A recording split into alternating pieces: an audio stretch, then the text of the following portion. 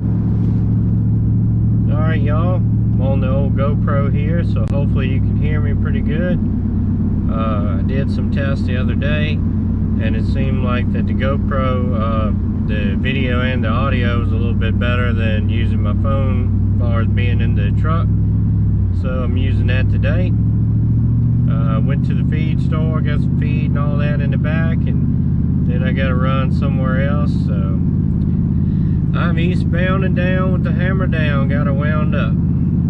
10-4. So anyway, doing that, and just remind you to keep up with your preps, kind of go through and figure out what you have and don't have, what you need, and get it stocked up. It's not going to be very long for the election, which I really dread. I hate to see November come, because that is going to be a total disaster, in my opinion, and I'm sure a lot of others. Doesn't matter who wins, it's going to be a lot of turmoil for a while. So keep that in mind. The old saying is stock beans and bullets, and that might be a good idea, but you might want to stock a few things other than beans.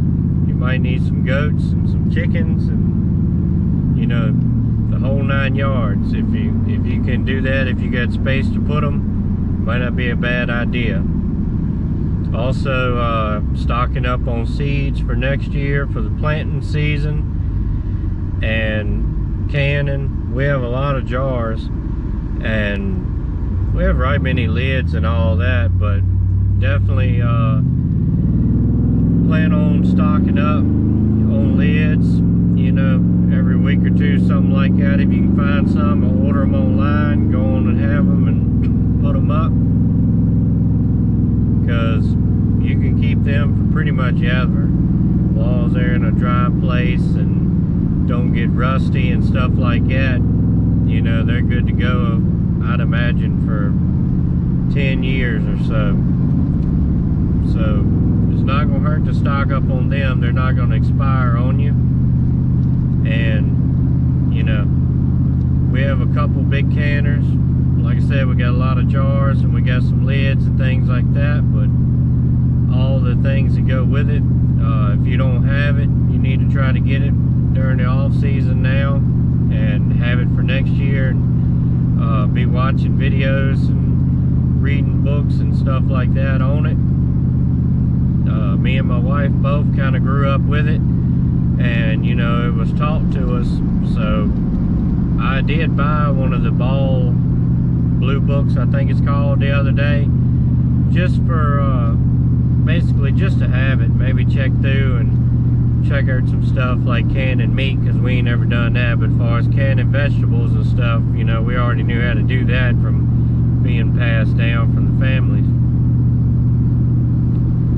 So you might want to invest in that this time of year, when it gets towards the fall and gets towards the winter, and the grass ain't really growing but the ground ain't froze yet.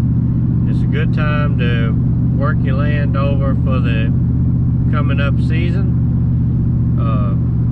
You know, plow it if that's what you need to do, or if you got a small little area like I do, you know, you take your tiller and break it up, and you know what the old folks call let it lay.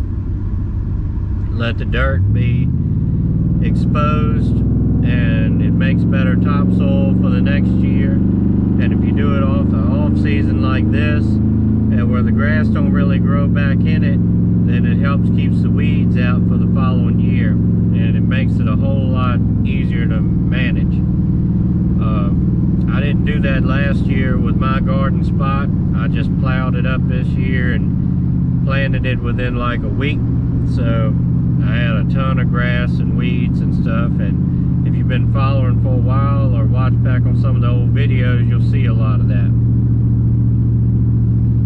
But I want to get some raised beds made for things like my strawberries, and get some blueberries and things like that. And you know, I planted some beside the shed, but the grass just takes it over. So I definitely want to go with a raised bed deal on that. And I got a lot of projects planned, but I don't know if they all get done. I want to build a smokehouse, put up some more fence, possibly build a corral, and all of that good stuff.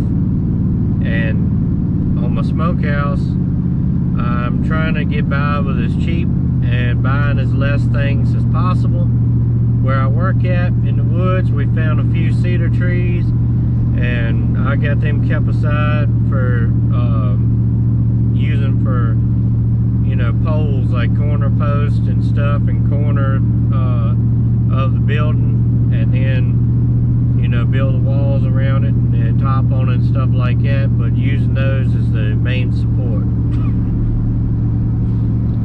Also, if I can come across enough of them, I can build a raised bed out of it and not have to buy the lumber for that. So we'll see how that goes. Then, of course, it's an ammo shortage, the same way with kind of getting into a food shortage. And, you know, just get what you can.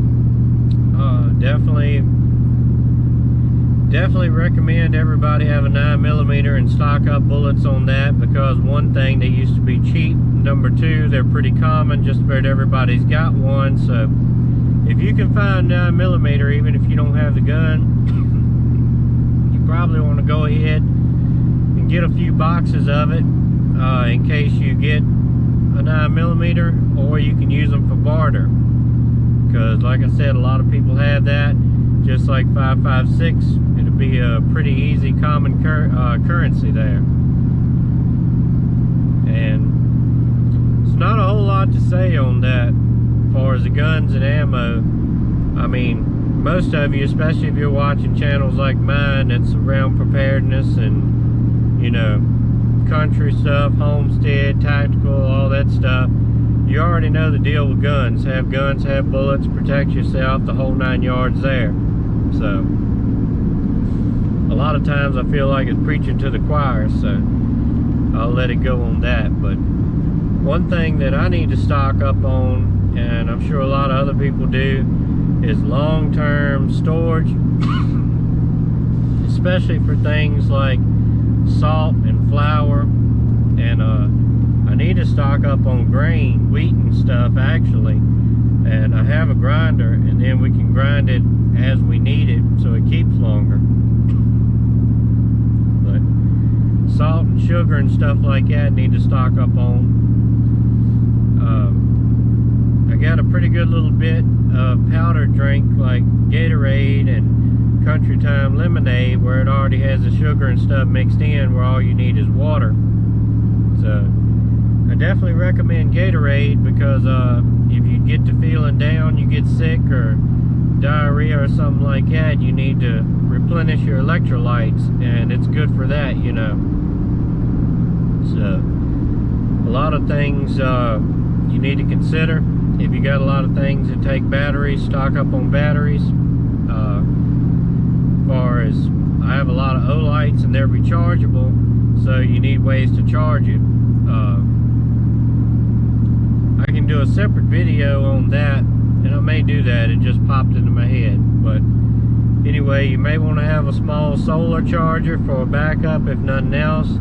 You can have jump boxes like for your car that's rechargeable, and they also will charge stuff like that USB for a long time. And I have a couple USB adapters that go on the rechargeable tool batteries like Cobalt and Milwaukee and stuff, and be able to charge things off of that. Winter's coming, so you need to stock up on things for that. Gas if you have a generator, heating oil, maybe a kerosene heater. I got one of those, and I got one of those little buddy heaters that run off propane and stuff. Blankets, insulate your water pipes, and do all those things like that, and be ready for winter, because I got a feeling it may be a bad winter this year. It's turned off colder around here quicker than it normally does. guess I've rambled on enough for that one. Stay prayed up, prepped up, and strapped up. See ya.